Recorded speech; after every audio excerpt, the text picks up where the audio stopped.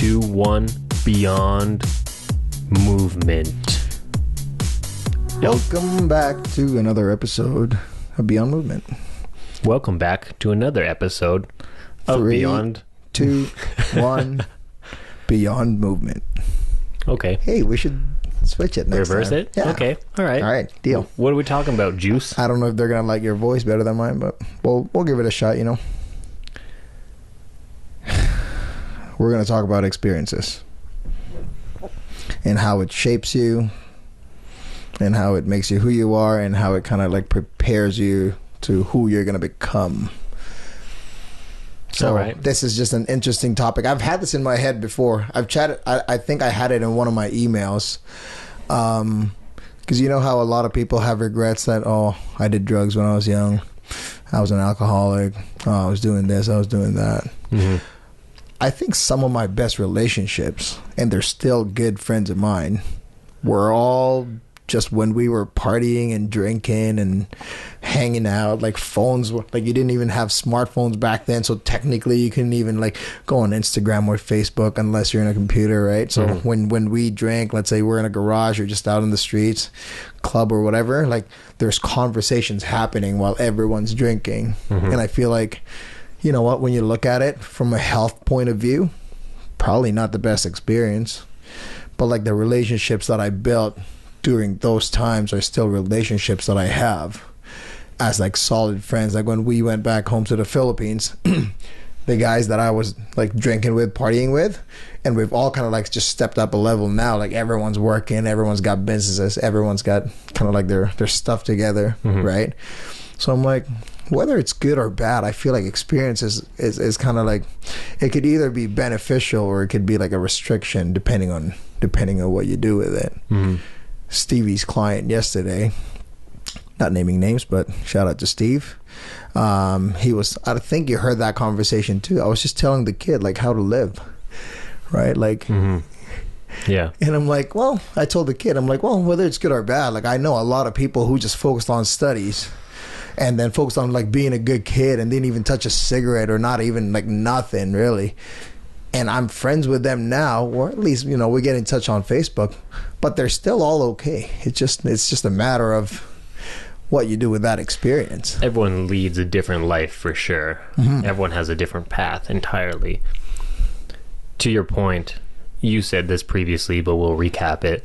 When you say you built great relationships drinking and partying, but probably wasn't the most healthy experience, you've said this before, which I 100% agree with. If you're going to do that shit, the place to do it is with friends, family, and good company. Food, so I don't think that health is even, that's two separate things. Like that's completely separate. Partying and drinking and hanging out with friends is different than health, and you can have both. You definitely can. The way I lived mine, so I talk about my experiences. There was a point, I was in university, drinking was a daily thing. Yeah. Right? But building that relationship with the same guys, same friends, they were pretty much there. Yeah, so if you're eating fast food, drinking, partying, whatever, even if you're doing some drugs, maybe not some real nasty hard ones, but maybe some lighter ones or something, like it's all relative, you know what I mean? Like everyone's going to lead a different path. One quote that really sticks with me when we talk about experiences or just like how you live your life is the best way to live your life is in moderation, but with moderation, like everything in moderation, including moderation. Does that make sense? It does. So it does. I just want to say it again. But if you want to explain that, that'd be good for everything in moderation, including moderation, which means that, yeah, you want to live a balanced lifestyle, but part of a balanced lifestyle is going to this end of the scale over here and also going to this end, the opposite end of the scale.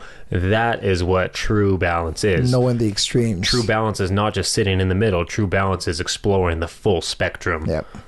In moderation. I agree. So everything, like when somebody tells me, oh my God, I partied so crazy and I went all out. I'm like, that's fine, you know? Everything in moderation, including moderation. That's a nice balance of life. Yeah. And I guess to experience extremes both on the low end and on the high end it just that goes for your experiences. Goes for your experiences, and you know where the middle is, basically. You cannot, like at that point, like, well, I know 12 beers what it does to me, right? I know what 20 does to me. You can't experience the high highs of life without experiencing the low lows of life. It is the contrast of black and white. I appreciate my exercise and I appreciate my health 100 times more after I just recovered from sickness. So when I'm sick and I hate myself and I'm on the couch being like, oh my God, this is the worst, I hate this feeling, as soon as I feel better, I'm like, oh my God, I have energy, I can move, I feel great. And that's when all of a sudden you start doing things, even sometimes the things that you've been putting off. When you're in that state of balance where you're just in a pattern doing the same shit over and over and over again, and you're like, well, life is dull, life is boring, I'm just in this pattern. It's because you're not exploring that full spectrum. Yeah. On my notes here, I have... what are you allowing yourself to experience? Are you vulnerable enough to experience pain? Are you working hard enough to maybe experience triumph or wins? Like, because some, again, will play it so safe. They'll be like in the middle of that spectrum, right? That fear of failure. Fear of failure. Not even that. I'm not sure why people would not want to. Guess I'm not educated enough on that end. Like, why wouldn't they want to experience like some of the best feelings in the world, like, you know, winning? Like, obviously not everyone played sports. I played sports. I guess the highest of the high sometimes when I was younger was like playing sports. I didn't think we were going to win that game. We battled so hard. Friendships were made. You know, we were all working as a team, and then we just lifted the team up, and now we won. We got this trophy. That playing it safe mentality, though, the trivialness of being too afraid to actually take risks, because risks might lead to the spectrum of I might fail and it'll be bad, or I'll succeed. The greater the risk, bigger the reward. And then you explore that spectrum even further. It sounds trivial and dumb, but I'll tell you, for me, I try to play pretty safe when I exercise, stay in ranges that are cozy. I'll push it a little bit, you know, when I'm feeling good, but when I'm not feeling good, for me, consistency is king. I feel like I'm a person who can fall into the habit of too much middle balance. I was screwing around with my handstand. You know, handstands are something I love doing just for fun.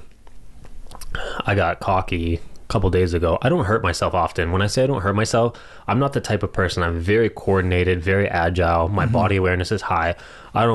You fall and slip, you'll probably be landing in a safe position anyway. I don't fall down and slip. I don't slip. I don't fall down. I don't bang myself on walls. I don't trip. Like, so the bumps and bruises that my body gets is very few between, because I'm just not the type of person who's klutzy, who loses that coordination, hurts myself. So I rarely get that kind of pain.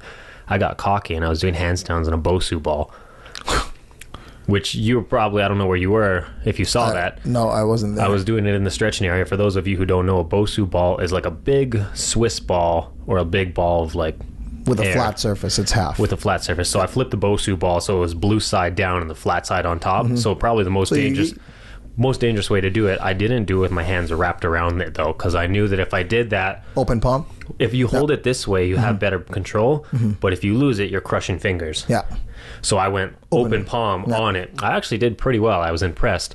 JC actually saw me fall, and she was actually worried because I took a hard tumble when I did fall. I fell down. I sat there for a half second like, damn, this never happens to me. And Jace was like, oh my God, are you okay? And then I just told her, I'm hungry. And I got up. She started laughing because I said that, but I banged my knee pretty hard, like I banged my leg. Really? So I went into the handstand Bosu ball. I was actually holding pretty balanced. I was impressed with myself. Like, damn, bro, you're doing good with this. And then the ball slipped. Now, the reason why I fell, I know you have to watch the video of this to see what I'm talking about. But when the ball fell, I corrected myself. I put this hand on the floor, which made the Bosu ball boom, flip the other way. Flip the other way. My whole balance got just tweaked all over the place. I couldn't understand when I was in the position. I was like, well, you've never done handstands on a ball. I'm like, well, I'll correct myself. Boom. Oh shit. Oh, boom. And then my balance is off, and then I fell, smashed my knee on the Bosu ball, smashed it onto like the concrete floor, and I was like laying there like, damn, this never happens to me. But I was glad that I actually tried it, even though I like banged myself up a little bit. That was the spectrum, risk versus reward. I had the reward of being like, wow, I just did that. That was pretty damn cool. And also the risk of, I hurt myself a little bit. I felt that for probably 48 hours after. Thinking about this, growing up, I think it's always it's always like a process of like the people you know that are very in tune with their movement or with themselves are the ones who explore, and that goes for not just the physical aspect, but even in relationships. Like there are some guys who would date like a gazillion girls, and then they exactly know what they want at some point in time, right? But like it's about learning. So you learn how to handstand first.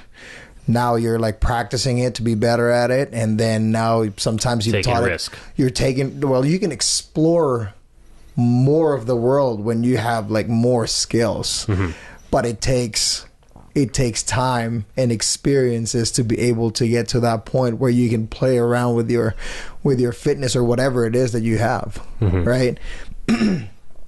So it's like I think the best people like yourself are the ones who always, we say this all the time, like we don't know everything and we're always learning, but like the pattern is like learning, and then you practice that until you can master it. You can explore, or you can teach the basics to like other people. Is what I enjoy. At any point in time, I think we can wrap this up.